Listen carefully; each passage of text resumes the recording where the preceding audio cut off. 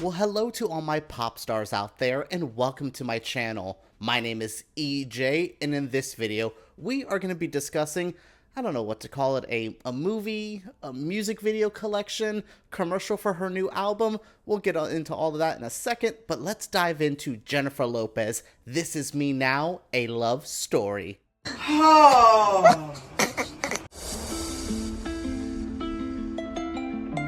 Oh, J-Lo. Jenifer, Miss Lopez, I'll keep it formal. Girl, what the hell was this? I cannot fathom why this was released, especially on a streaming service. If this was a cute little like addition to your album, maybe I can find all of this on an Apple Music, fine. But a movie? A film? Girl, you've opened yourself up to being reviewed, and I've actually reviewed Jenifer Lopez things on this channel quite kindly. You guys can check out my video where I tier rank all of the Jenifer Lopez movies. I am not a J-Lo hater. Asterisk that. I actually do not love Jenifer Lopez's music, and I find it has progressed. It's regressed. It's just truly, I cannot understand the Meghan Trainor-ass music that I'm getting from this new album. I loved you so much, that messed me up. How she fucked that note up?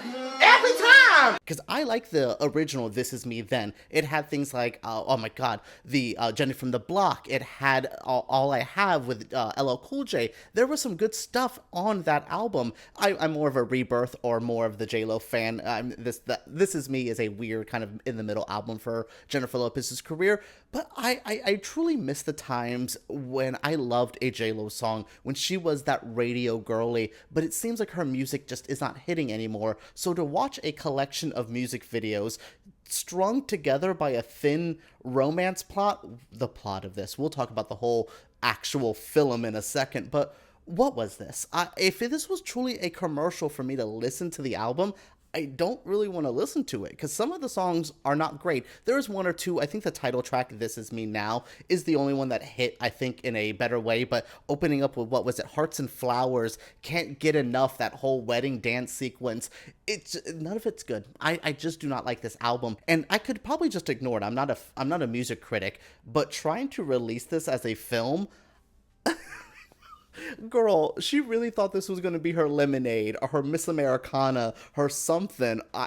This isn't even Thriller. This isn't even close to any of those. It's Trapped in the Closet R. Kelly, girl. Like, it's like, well, you did something. I just don't think Jenifer Lopez is an artistic talent. She definitely understands filmmaking. She's been in this industry long enough. She's a decent pop star, and her dancing is still incredible. But an actual artist, this isn't what I thought J-Lo would drop. This isn't, a Gaga, Beyonce, even Miley Cyrus, even a Taylor Swift. I would not like it, but if she would have dropped something like this, it would make more sense. But for Jenifer Lopez to go this route, to mix her worlds that I feel have always been separate, her music career and her film career, into one, it now conflates them, and now it makes me really have to judge and go, well, her movies have never been that great, and her music's not that great, so what is Jenifer Lopez offering us, other than stunning beauty, a couple campy self-aware moments, but in an attempt to go meta, an attempt for Jenifer Lopez to be more self-aware, she comes off more out of touch and egotistical, and just further away from anyone ever existing,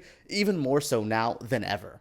This Is Me Now, a Love Story is the visual component to Jenifer Lopez's new album, and it has just dropped on Amazon Prime. So I checked it out this morning, went into it fairly open-minded, seeing what it can go, and then the movie starts and it looks bad. You know how all those recent Marvel movies have been shot on the volume and it just looks fake and it looks bad? This is one of those kind of, there's nothing tangible, there's nothing real. Like, every time I saw a prop, I'm like, oh wow, that's actually really in the scene. I'm kind of amazed by that. This movie just looks bad from the get, and we're following this plot of Jenifer Lopez's character, known as the artist, go through multiple relationships as her friends are trying to figure out why she's addicted to love, why she's addicted to, at one point they think, sex. What is her problem with this? Why does she keep jumping from man to man, and what is the solution to this? That's kind of the thesis statement of this project, trying to figure out what can happen with Jenifer Lopez's life, this very tabloid-filled life. And again, it's very meta. It's touching on all the things we make fun of Jenifer Lopez for, hopping around to men. I mean, I was an Alex Rodriguez, Jennifer Lopez fan, and I thought that was going to last forever. And then the Ben Affleck stuff has returned, and I'm like, sure, Fine, again, I was there for Jenifer. I was a Geely fan. I was there. Again, I'm a Geely fan. A fucking untouchable, unhavable, unattainable brick wall fucking Dicosaurus Rexi. Jenifer, I'm actually sometimes nice. Her fan base. What are the Jenifer Lopez fans called? Lopez's? I don't know. The girls, the ladies, the dolls. I'm usually can be there for J-Lo. But following this story, the only times I ever enjoyed it were when we cut to the astrology people and we were getting like Keke Palmer, Jennifer Lewis, Post Malone, Kim Petras, Neil deGrasse Tyson, all these weird, figures in pop culture playing these astrology characters. And I thought that was fine. But again, it looks bad. And it feels like none of them were in the same room as they filmed it. So they would cut to someone saying something. Keke Palmer's doing a Maya Angelou impression. And Kim Petras is like, yeah. And I'm like, did she even know what she was yapping to? It's bad. The filmmaking on this is bad, and I can kind of excuse it. I just saw Madam Web. You can check it out on Flickering Myth, my other channel, where I gave Madam Web a fairly positive review because it's fun, it's trashy, it's not great, but I can have a decent time with it. This is like so soulless, so heartless, so manufactured to either be memes or to get, the album over. It's like, it truly feels like a commercial, and that's where this distracts me, where things like Lemonade, and I don't want to compare Jenifer Lopez and Beyonce. They're very, very different people. But, this isn't a Crossroads, a Glitter, where it's Jenifer Lopez doing a movie kind of about music and playing a character that maybe is similar to her. This isn't that. But it's not Lemonade, where it's a visual album to go with every song and gives you an insight of what was like this, making that album, that insight to that woman who created this thing and, bared her soul. I didn't really get Jenifer's soul bared here. I got a couple decent little pop bops that I was like, okay, that's fine. And then I got weird, cheesy filmmaking in this very weird plot where Fat Joe's her therapist.